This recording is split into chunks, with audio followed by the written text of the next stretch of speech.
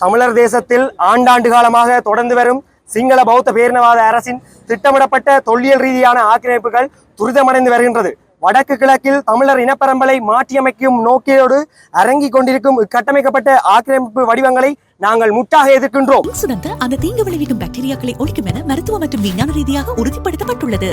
நல்லிணக்கம் மற்றும் மாற்றம் எனும் போர்வையில் நிலை கொண்டுள்ள சிங்கள பௌத்த பேரினவாதத்தின் போலியான முகத்திரைகளுக்கு வடக்கு கிழக்கில் தொல்லியல் ரீதியான ஆக்கிரமிப்புகளாலும் தமிழ் தேசிய இனத்தின் மீதான திட்டமிட்ட கைதுகளாலும் அந்த முகத்திரைகள் கிழிக்கப்பட்டு வருகின்றன.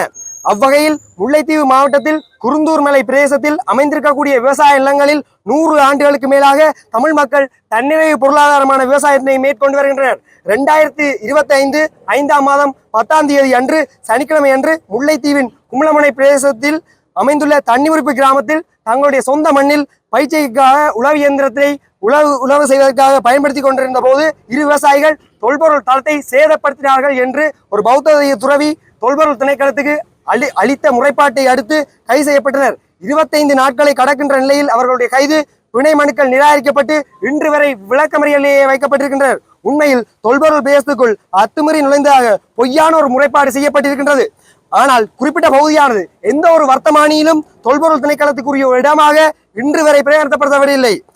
குருந்தூர் மலையை சுற்றியுள்ள 79 ஏக்கர் மாத்திரம்தான் தொல்பொருள் பிரதேசத்துக்குரிய வரையறுக்கப்பட்ட இடமாக 1932ஆம் ஆண்டில் வெளியிடப்பட்ட வர்த்தமானியில் அமைந்திருக்கின்றது. அவ்வாறு இருக்க இந்த சூழ்நிலையில் குருந்தூர் மலையில் சட்டவிரோதமாக ஒரு விகாரை ஒன்றினை அமைத்து அங்கே தங்கியுள்ள புத்த பிக்குவின் அடாவடி செயற்பாடுகளுக்கு அடிபணிந்த ஸ்ரீலங்கா காவல்துறையினர் அங்கு விவசாயத்தில் ஈடுபட்டிருந்த அப்பாவி தமிழ் விவசாயிகளை கைது செய்து இன்று வரை பிணையின்றி தடுக்கு காவலில் வைக்கப்பட்டுள்ளனர்.